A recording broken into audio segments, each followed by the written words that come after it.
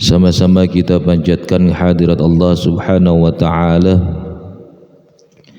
yang mana sampai dengan pagi hari ini momentum tepat 80 tahun kemerdekaan Negara Kesatuan Republik Indonesia. Mudah-mudahan di hari ulang tahun negara Indonesia ini diawali dengan niat-niatan yang baik, kegiatan yang baik, yang mudah-mudahan insyaallah sebagai rasa syukur kita kepada Allah Subhanahu wa ta'ala, dan apa yang sudah diniatkan dari rumah sampai ke majelis ini insyaallah mudah-mudahan dicatat amal soleh oleh Allah Subhanahu wa ta'ala. Amin ya rabbal alamin. Salawat dan salam kita haturkan kepada baginda Nabi besar Muhammad sallallahu alaihi wasallam, kepada keluarganya, kepada sahabatnya, kepada seluruh umatnya, kepada tabi'in yang mudah-mudahan insyaallah di yaumil akhir kelak kita sama-sama berhak mendapatkan syafaat ummah dari baginda Rasulullah sallallahu alaihi wasallam. Amin ya rabbal alamin. Sama-sama kita hormati wabil khusus para alim ulama, para guru, para kiai, ustaz, para orang tua, wabil khusus hinal kiram, ada Pak Sandi, ada Ceng Ajis, ada Pak Supri, orang tua kita, Pak De Ma'ruf, Pak Dedayat, orang tua dari Pak Fajar, semuanya, Mbah Tito yang alhamdulillah sudah sehat, seluruh jamaah yang hadir walaupun sambil ngantuk, insyaallah mudah-mudahan kita dipertemukan di tempat yang mulia ini tak lain untuk sama-sama mengharapkan keridhaan dari Allah Subhanahu wa ta'ala, yang mana memanfaatkan waktu kita yang sudah dikasih Allah Subhanahu wa ta'ala satu hari 24 jam minimal. Ada kegiatan mingguan taklim kita hadiri, ada kegiatan 2 mingguan taklim kita hadiri, ada bulanan kegiatan taklim kita hadiri. Buat apa? Untuk menambah ilmu kita, yang mana yang tadinya kita tidak tahu menjadi tahu, yang mana juga tentunya kita menggugurkan kewajiban kita sebagai seorang muslim. Wajib kita menuntut ilmu, nggak ada alasan yang lain. Kalau nganggur itu nggak ada alasan, kalau tidur nggak ada alasan, kalau santai-santai nggak ada alasan. Semuanya jelas wajib menuntut ilmu. Jadi mumpung kita dikasih kesempatan sama Allah Subhanahu wa ta'ala, mudah-mudahan niat kita ikhlas, niat kita karena Allah. Sampai majelis ilmu ini pulangnya insyaallah mudah-mudahan kita semua dihapus dosa-dosa kita semua oleh Allah Subhanahu wa ta'ala, mendapatkan pahala yang sangat begitu besar, yaitu mendapatkan pahala sholat sunnah 1000 rakaat yang dikasih oleh Allah Subhanahu wa ta'ala. Amin ya rabbal alamin. Jamaah yang dimuliakan Allah Subhanahu wa ta'ala, baiklah sama-sama kita nanti mengaji simaan sebulan sekali kita simaan, karena 2 minggu kita jeda. Habis sebelumnya kita bersyukur kepada Allah Subhanahu wa ta'ala dengan bersolawat. Ya Rabbi bil Mustafa balligh maqasidana waghfir lana ma madha ya wasi'al karam. Ya Rabbi bil Mustafa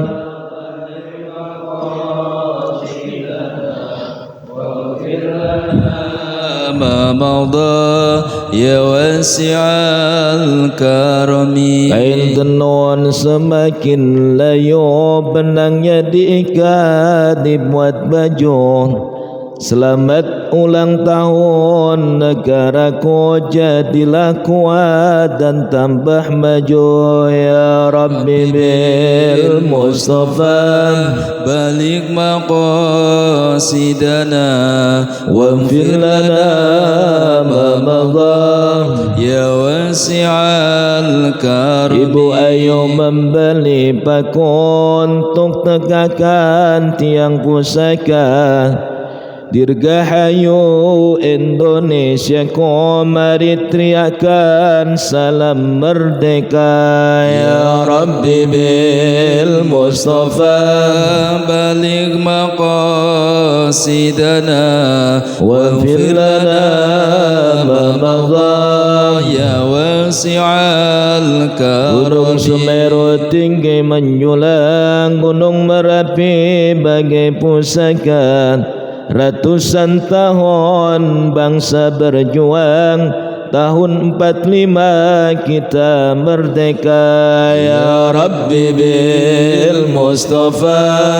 Balik maqasidana waghfir lana ma madha ya wasi'al ya Allah karam. biha ya Allah biha ya Allah bi husnil khatimah ya Allah biha ya Allah biha ya Allah bi husnil khatimah ya Allah biha ya Allah biha ya Allah bi husnil khatimah ya Allah biha ya Allah biha ya Allah bi husnil khatimah ya Rabbi bil Mustafa.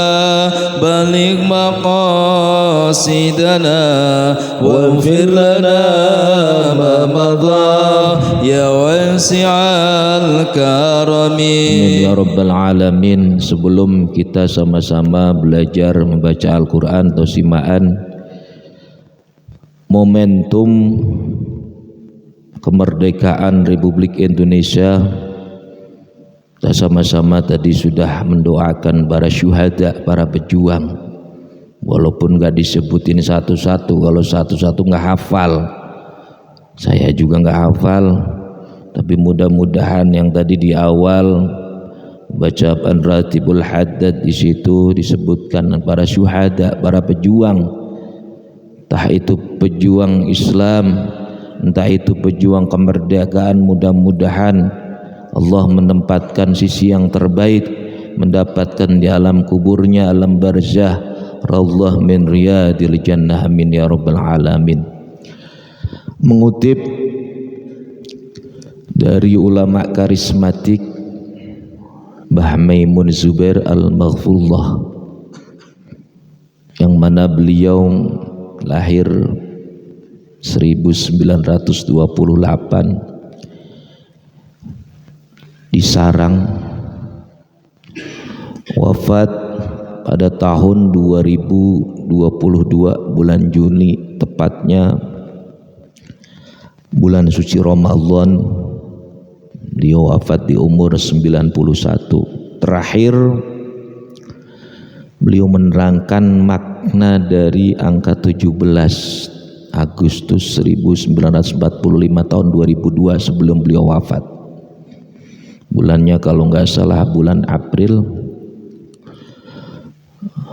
Beliau menerangkan makna dari 17, mungkin buat pesangon buat kita yang masih sehat, masih hidup, buat pengingat kita yang dimaknai 17 itu, yaitu 17 rakaat yang mana Allah Subhanahu wa ta'ala memerintahkan kita sehari satu malam sholat 17 rakaat.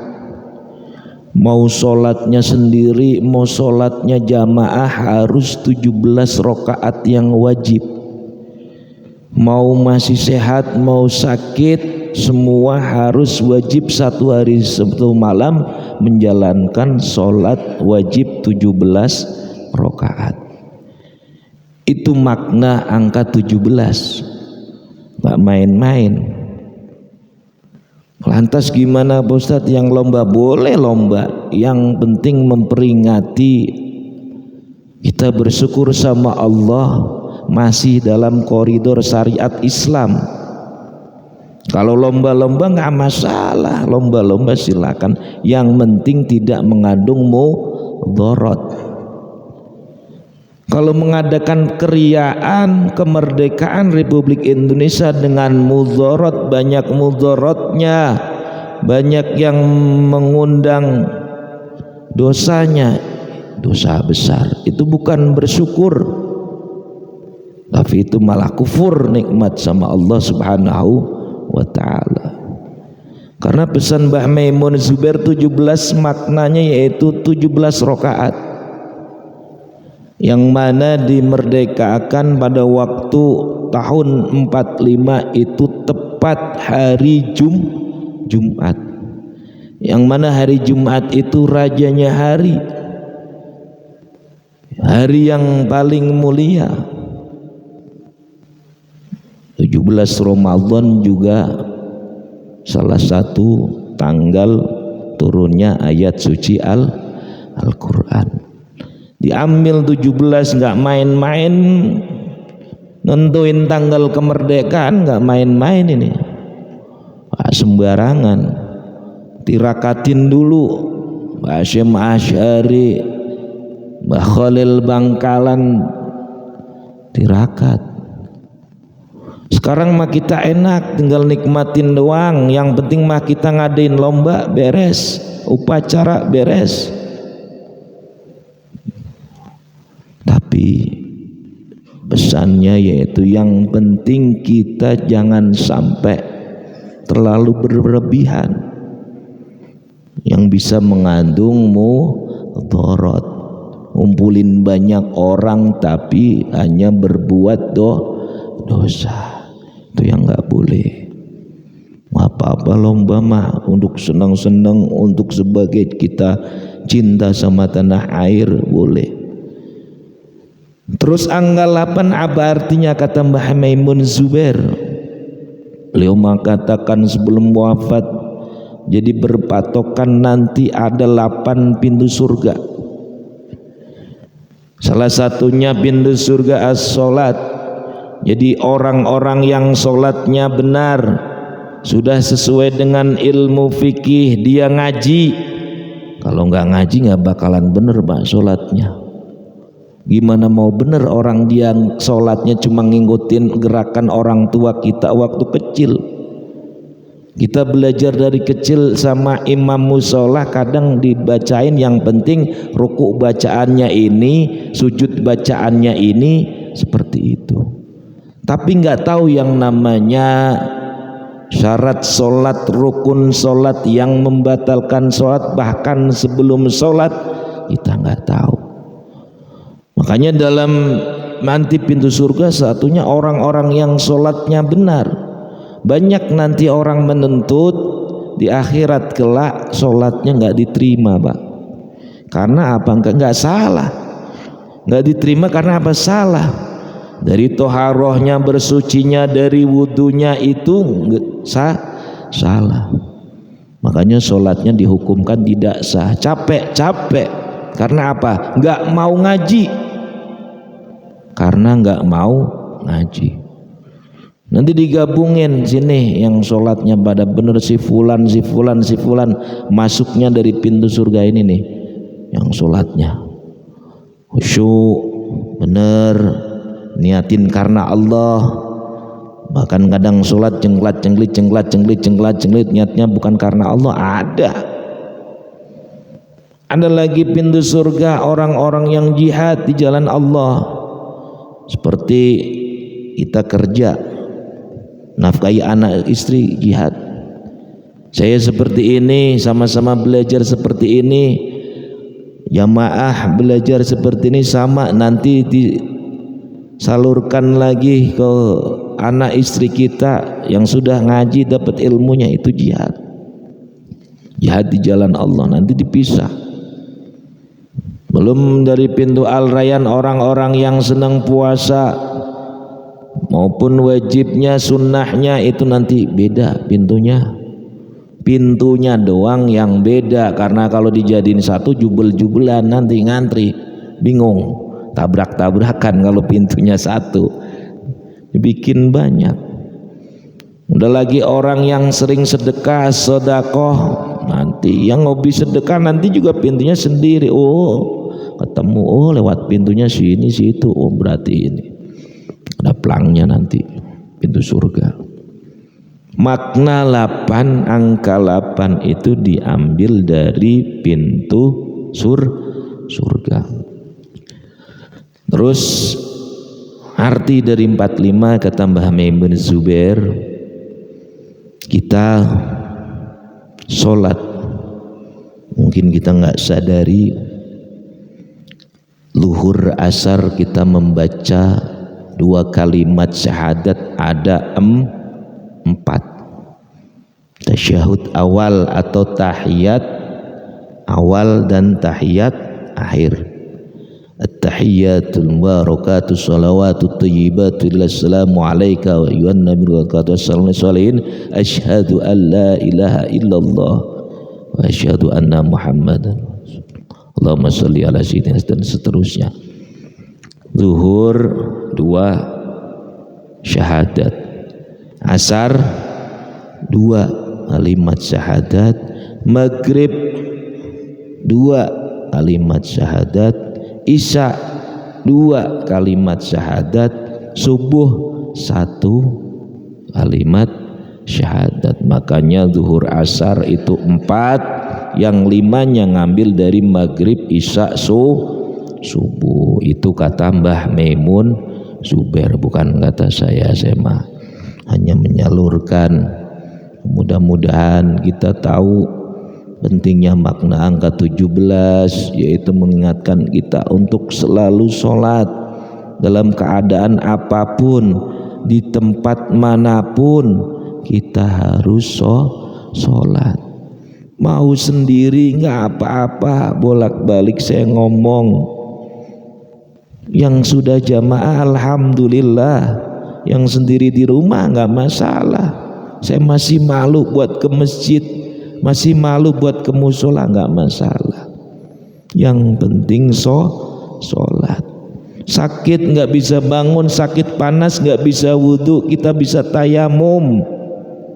Tayamum juga masih pusing kepala kita bisa jamak. Duhur dengan asar digabungin biar nggak terlalu banyak gerak, banyak aktivitas pas waktu sakit, boleh. Karena syarat jamak itu salah satunya adalah sakit. Jadi semua ada solusinya, Pak. Kalau yang penting kita mau ibadah kepada Allah Subhanahu wa taala. Udah siang, kita singkat buka, Pak, Al-Qur'annya, sama-sama kita membaca surat Al-Asr. Kemarin kita udah sama-sama belajar Al-Humazah. Buka ya, Pak. A'udzu billahi minasy syaithanir rajim. A'udzu billahi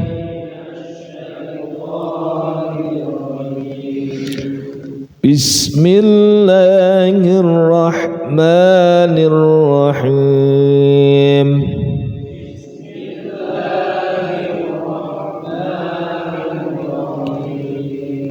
Wal 'asr innal insana lafi khusr.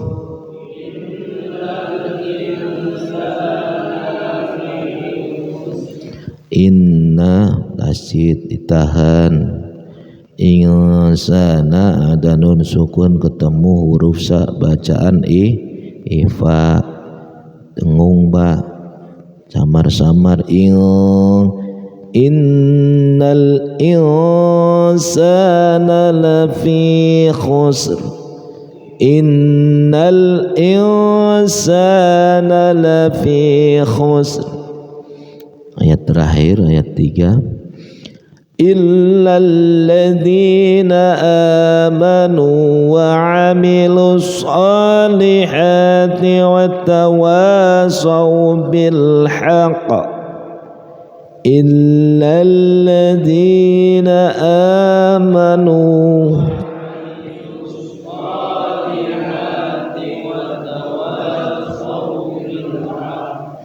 boleh berhenti karena wakofnya lam. Wakof lam itu boleh berhenti, boleh lanjut. Kalau misalnya mau lanjut, kalau nafasnya panjang ya boleh. Kalau nggak nyampe mending berhenti. Karena baca Al-Quran nggak boleh dipotong-potong atau dipenggal-penggal. Kalau mau berhenti, mau motong harus mengulangi kalimat sebelumnya.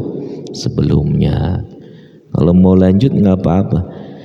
Illalladzina amanu wa amilus salihati wa tawasaw bil haqqi wa tawasaw bis sabr. Itu kita berhenti aja bil haq, terakhir baca wa tawasaw bis sabr wa tawasaw bis sabr. Ulang dari awal, sama-sama kita baca dari ta'awud. A'udzu billahi minasy syaithanir rajim. Bismillahirrahmanirrahim. Wal 'ashr innal insana lafi khusr illa alladhina amanu wa amilus salihati wa tawasaw bil haqq wa tawasaw bis sabr. Shadaqallahul azim. Sebentar asbabun nuzul dari surat Al-Asr dalam Al-Quran itu letaknya atau turunnya itu surat ke yang 103, tergolong surat Makkiyah karena turunnya di kota Makkah. Pada waktu itu makanya sebenarnya kalau makna dari surat Al-Asr karena masa waktu. Pada waktu itu Syekh Muhammad Abduh dalam kitabnya menjelaskan asbabun nuzulnya. Pada waktu Aksar itu orang Arab jahiliyah. Jadi enggak semuanya orang Arab itu Islam semua. Orang Arab jahiliyah. Setiap waktu asar, habis asar dia seringnya ngobrol ngerumpi. Makanya kadang diwarisin sama kita. Waktunya asar, habis asar itu dipergunakan untuk ngerumpi. Dulu nih sebelum surat Al-Asr turun. Ngerumpi, akhirnya dalam ngerumpi bercanda, akhirnya menggunjing.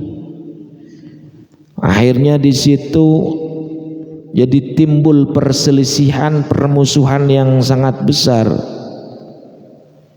Gara-gara setiap waktu asar dongeng, bercanda, ngobrol, gunjing, akhirnya timbul perselisihan dan permusuhan. Akhirnya pemimpin Arab jahiliyah menyatakan, bahkan mengutuk waktu asar. Wah, keren banget dikutuk. Jadi waktu yang sangat kurang ajar.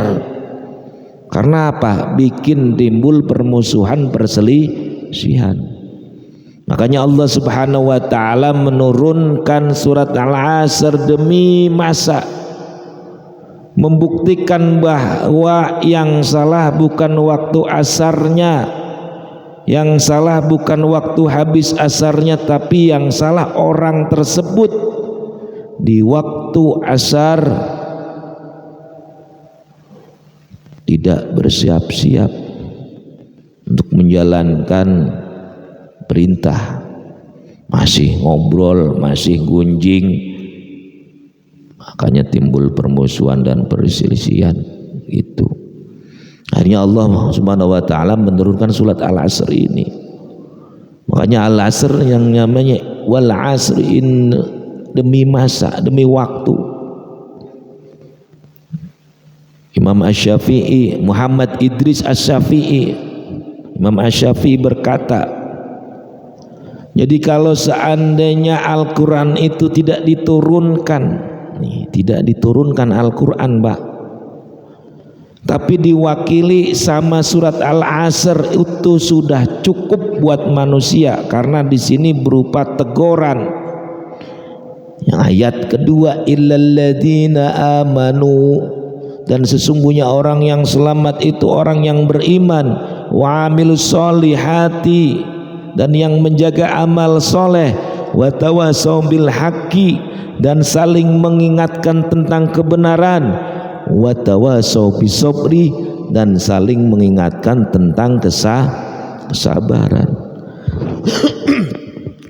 Kata Allah Subhanahu wa taala, surat ini sebagai peringatan yang mana kita harus bisa memanfaatkan waktu 1 kali 24 jam buat apa saja. Kalau misalnya 8 jam buat jihad, buat bekerja, itu positif. Setelah pulang kerja 8 jam itu mau buat apa? Misalnya buat tidur 8 jam, positif. 8 jamnya ini buat apa lagi? Kalau ketimbang nongkrong sono sini nggak berfaedah, nggak timbul maslahat, buat apa?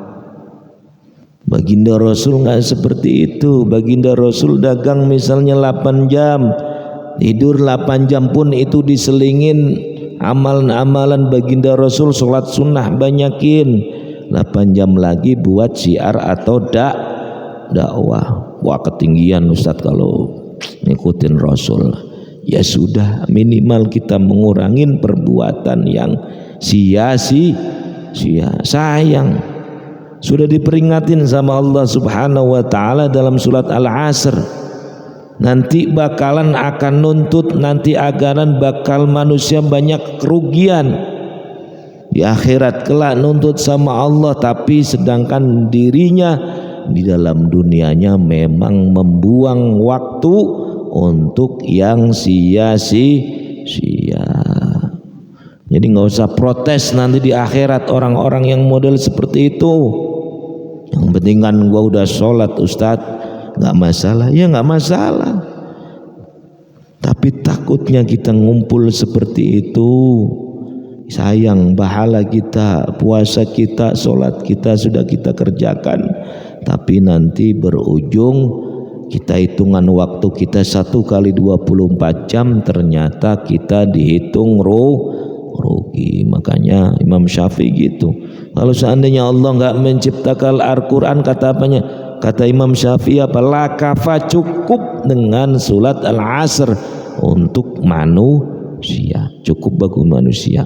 Udah siang, udah cukup. Mudah-mudahan sedikit ini manfaat bagi saya pribadi dan umumnya seluruh jamaah yang hadir maupun yang hadir di sini maupun yang mendengarkan di rumah masih malu-malu pengen ke masjid, nggak apa-apa.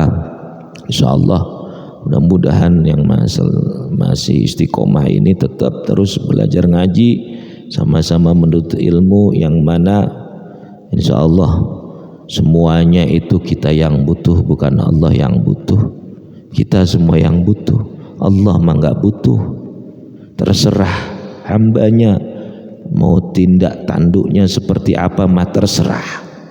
Udah los, kita yang butuh sama Allah. Kita mau dekat sama Allah, kita mau dekat sama baginda Rasul, ya kita gimana caranya dekat. Kita pengen dekat sama Allah, kita sholat.